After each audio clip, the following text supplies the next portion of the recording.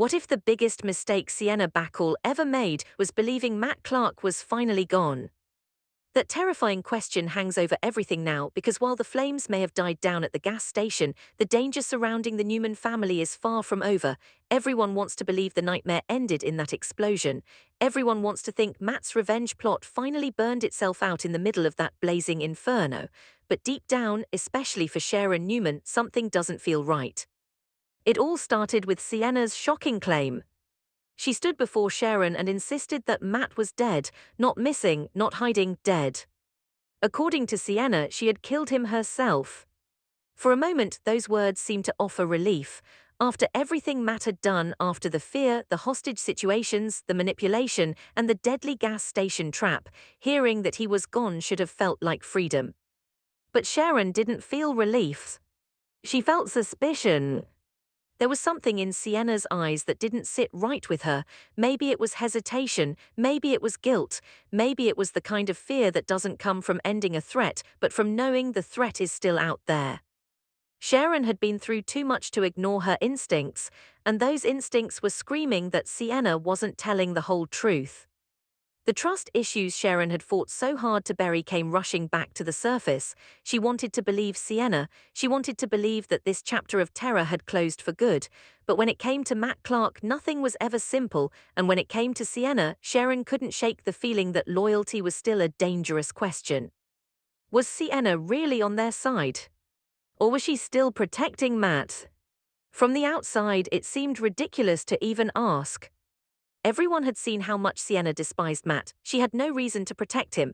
Matt had held her hostage multiple times, manipulated her, and treated her like a pawn in his twisted obsession with revenge.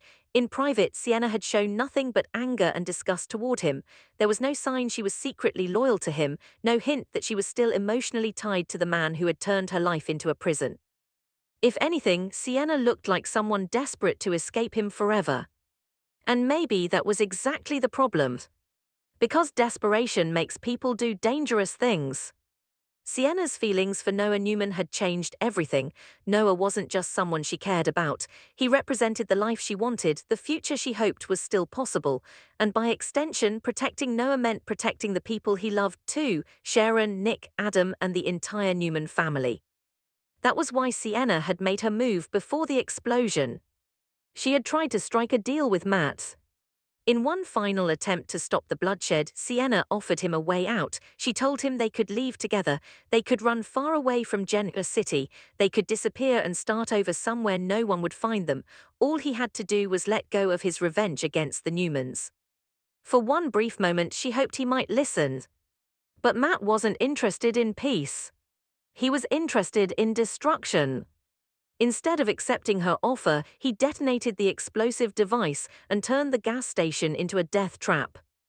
The blast came fast and violent. Fire swallowed everything, the walls, the fuel pumps, the broken glass, the air itself. It all became part of a roaring inferno. Anyone watching would have believed there was no way out. Matt wanted the Newmans to die there. He wanted Sharon, Noah, Nick, and Adam erased in one single brutal moment. It was supposed to be the end. But Matt made one critical mistake. He underestimated Victor Newman. Victor had been moving pieces behind the scenes long before the explosion. The moment Chelsea's warning reached him, he acted. He sent his people in fast, and somehow, against impossible odds, they got Sharon, Noah, Nick, and Adam out before the flames could claim them. Matt's perfect revenge collapsed in seconds. Instead of celebrating victory, he was left staring at failure. And that may have been the moment everything changed. Because a man like Matt Clark doesn't just walk away from failure, he adapts. He improvises. He creates a backup plan. That backup plan may have involved Sienna. As the fire raged and the chaos unfolded, Matt may have realized his original plan was dead.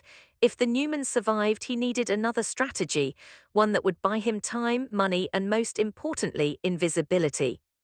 That was where Sienna came in. Maybe he cornered her in those final moments. Maybe he forced her into a decision she never wanted to make. Maybe he convinced her there was no other choice. Perhaps Matt cut himself deliberately, perhaps he smeared blood on Sienna to make the scene believable, perhaps he staged just enough evidence to make it look like she had fought back and killed him. Then he may have given her instructions. Tell them I'm dead. Make them believe it. And if you don't, everyone you care about pays the price. For someone like Sienna, already traumatized and desperate to protect Noah, that kind of threat would have been impossible to ignore. She may have agreed because she thought it was the only way to stop him.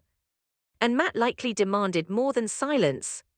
Victor had already transferred most of his old assets to Sienna, everything except the shadow room which had gone to Noah. Matt knew that. He may have demanded money too, a final payout in exchange for disappearing. A deal. Sienna helps him fake his death. Matt takes the money and promises to leave the Newmans alone forever. To someone exhausted by fear, that deal might have sounded like salvation. Maybe Matt convinced her that this was the only way to truly end things. No more attacks, no more bombs, no more sleepless nights wondering who would be next. Just one lie. One terrible lie. And then peace. But if Sienna believed that, she was fooling herself. Because men like Matt Clark do not disappear. They wait. They watch. And eventually they come back. That is exactly why Sharon's suspicion matters so much. She understands something others might miss. Fake peace can be more dangerous than open war.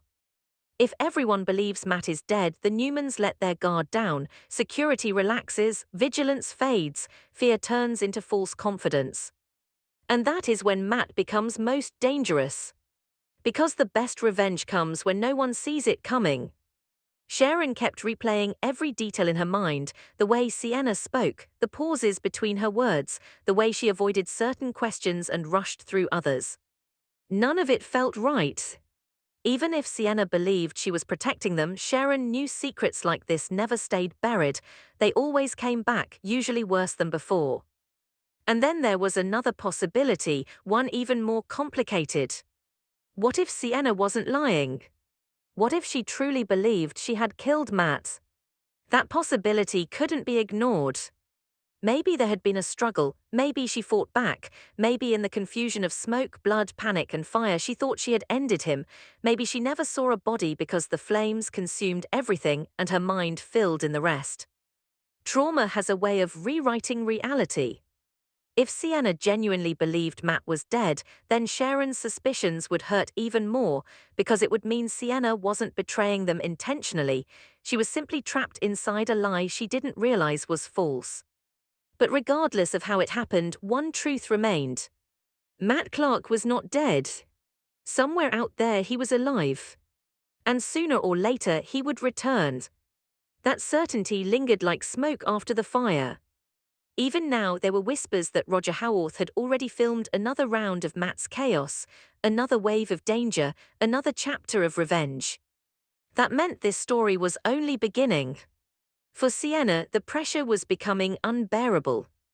Every conversation with Sharon felt like an interrogation, every glance from Noah carried questions she wasn't ready to answer, every quiet moment left her alone with the possibility that she had made the worst decision of her life. She wanted so badly to believe it was over. She wanted to believe Matt had taken the deal and vanished for good. She wanted Noah safe. She wanted normal. But deep inside, fear kept growing. Because part of her knew Sharon was right. If Matt was alive, then this lie wasn't protection. It was a ticking time bomb. And when it exploded, everyone would suffer. Still, Matt had likely made his terms very clear. If Sienna told the truth, if she admitted his death was staged, if she confessed that he was still alive, then the deal was over. And Matt would come for the Newmans. Not eventually. Immediately. That threat would be enough to keep anyone silent. So Sienna stayed trapped between two impossible choices. Lie and risk future destruction. Tell the truth and trigger instant disaster. There was no safe path. Only damage controls. Only survival. Only hope that somehow, against all logic, Matt might actually keep his word. But hope is dangerous when placed in the hands of a man like Matt Clark. Because his revenge was never really about strategy. It was personal. It was emotional. It was obsessive. He blamed the Newmans for everything wrong in his life, and people like that do not simply wake up one morning and decide to forgive. No, they wait for the perfect moment to strike harder. And if Matt was waiting, then Genoa City was standing on the edge of another storm. Sharon knew it. Victor probably suspected it too. Victor Newman was not a man easily fooled. If something about Sienna's story didn't add up, he would notice. He always did. He protected his family with ruthless precision, and if he believed Matt was still alive, he would move heaven and earth to prove it. That alone could create another dangerous chain reaction. Because if Victor started digging, Matt might panic. And a panicked enemy is often the most dangerous kind. Meanwhile, Noah stood in the center of it all, caught between love and loyalty. He cared about Sienna, he wanted to trust her, he wanted to believe she was trying to protect everyone, but if Sharon's suspicions kept growing, he would be forced to choose between defending Sienna and protecting his family. That kind of choice destroys people. And Sienna knew it. That might hurt her more than Matt's threats. Because losing Noah would mean losing the very reason she made these choices in the first place. She had wanted to save him. Instead, she might be pushing him away forever. The tragedy of it all was almost unbearable. One woman trying to stop violence. One dangerous man refusing to let go. One family caught in the crossfire. And one lie capable of destroying everything. As the days passed, the tension in Genoa City only grew stronger, conversations became sharper, questions became harder to avoid, and Sharon's suspicion refused to fade. She kept watching, waiting, listening. Because somewhere inside her, she knew this wasn't over. Not even close. Matt Clark had left behind too much unfinished business, too much rage, too much obsession. Men like him don't vanish quietly. They return louder than ever. And when he did, Sharon feared the Newmans wouldn't just face another attack. They would face betrayal. Because if Sienna had helped him, even for the right reasons, the emotional fallout would be devastating. Trust would shatter. Relationships would crack. And the family Matt failed to destroy with fire might start breaking apart from the inside instead.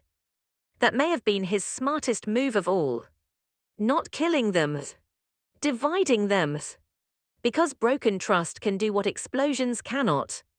It can destroy a family slowly, painfully, permanently. And if that was Matt's real plan, then Sienna had unknowingly become part of it. She could already feel the walls closing in. Sharon's questions were becoming more direct, Victor's silence felt heavier than words, Noah's concern was turning into quiet doubt. Soon she would have to choose. Keep protecting the lies. Or risk everything by telling the truth. Either way, the consequences would be brutal. Because secrets never stay buried in Genoa City. Especially when the Newman family is involved. And especially when a man like Matt Clark is still breathing somewhere in the shadows. The worst part for Sienna Bacall was not the lie itself. It was having to look Noah Newman in the eyes every single day and pretend everything was fine. Every smile felt forced, every quiet dinner, every simple conversation, every moment where Noah reached for her hand made the guilt heavier. She had made every choice believing she was protecting him, but now she was starting to wonder if she had only dragged him closer to the disaster she was trying to prevent. Noah trusted her. That trust was becoming harder to carry.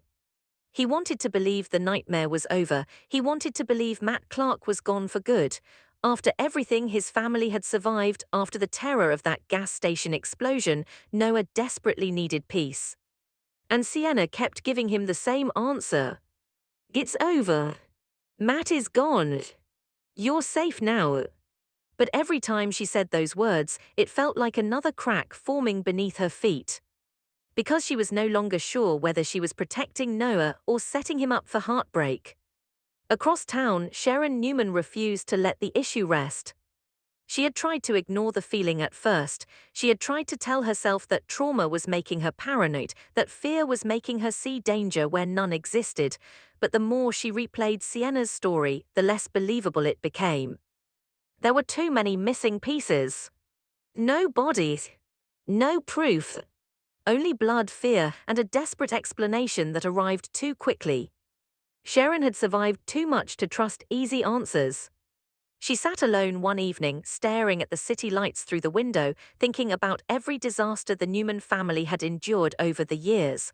One lesson always repeated itself: when something seemed too convenient, it usually was. Matt Clark disappearing that easily. No, she didn't buy it. Not for a second. And if she was right, then the danger wasn't behind them. It was standing just outside the door, waiting. That thought pushed Sharon toward the one person who would never ignore a threat to his family. Victor Newmans. Victor was already several steps ahead, as usual. When Sharon arrived to speak with him, she found him calmer than expected, which somehow made everything feel worse. Victor Newman was never calm unless he was planning something. He listened carefully as Sharon explained her doubts about Sienna, her fear that Matt's death had been staged, and the growing sense that the family was walking straight into a trap.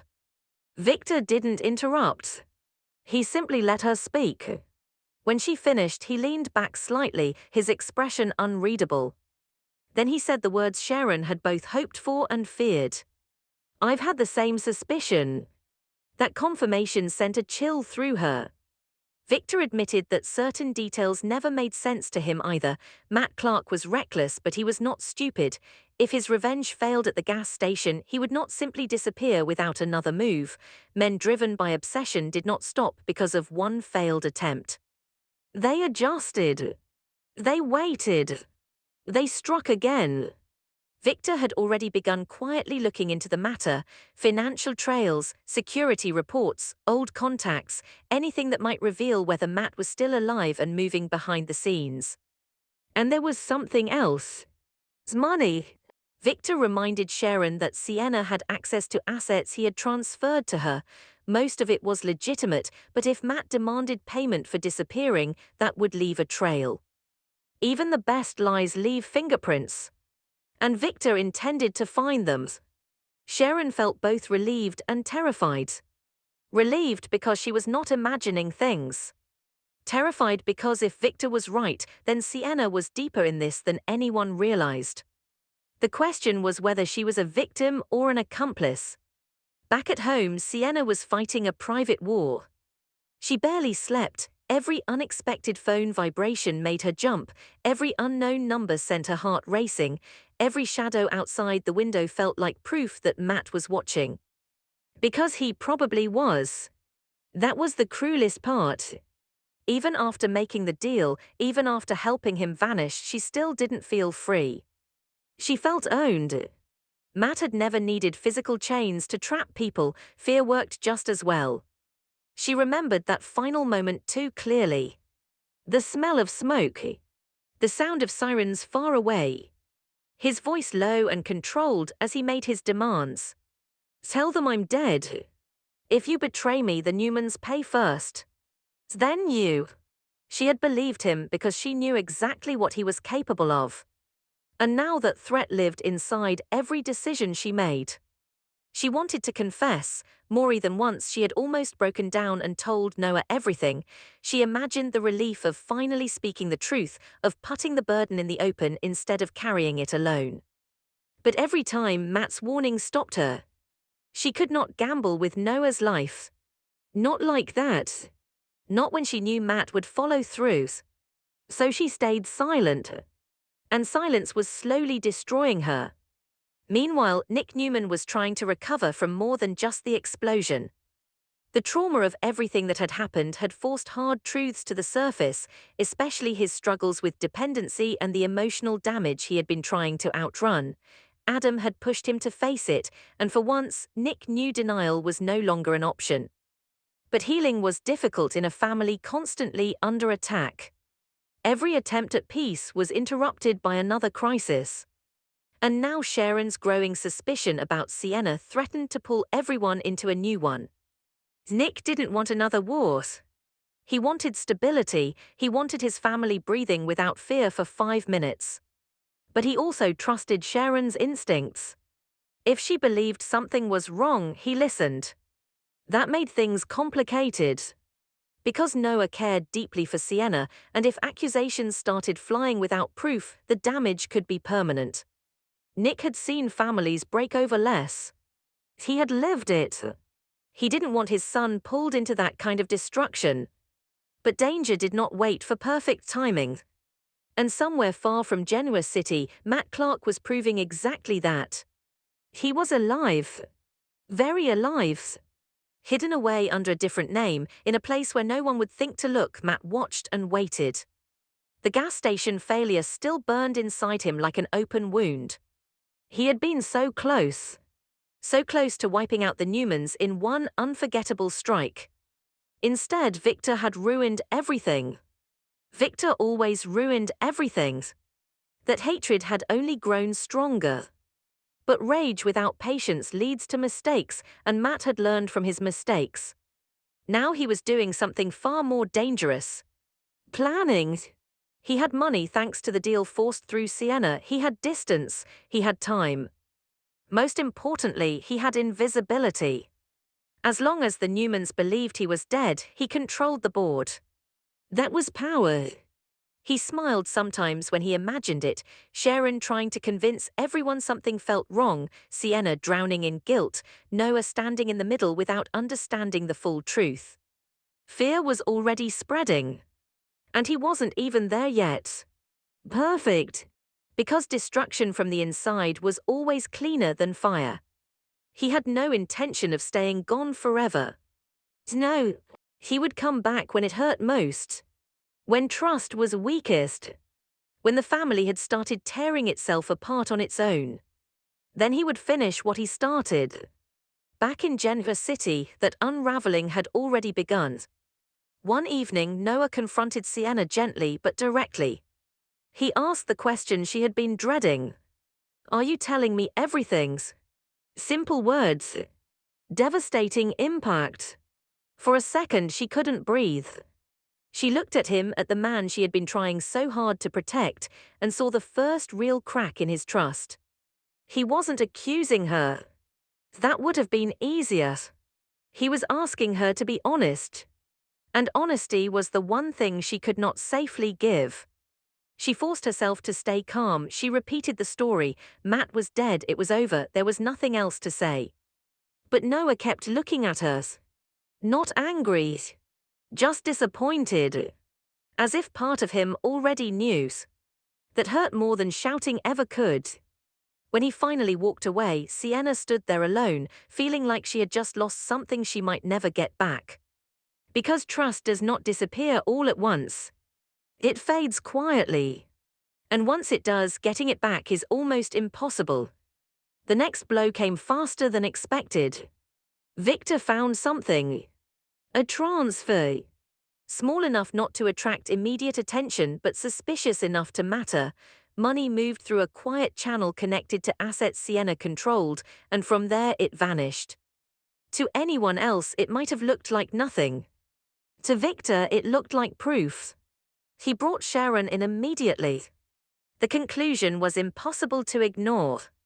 Sienna had either been blackmailed or she had willingly helped Matt disappear. Neither answer was good. Sharon's heart sank. She wanted to believe Sienna was trapped, not malicious. She wanted there to be some explanation that didn't end with Noah devastated and the family betrayed. But intentions mattered less than consequences. If Matt was alive because Sienna helped him, then everyone was in danger.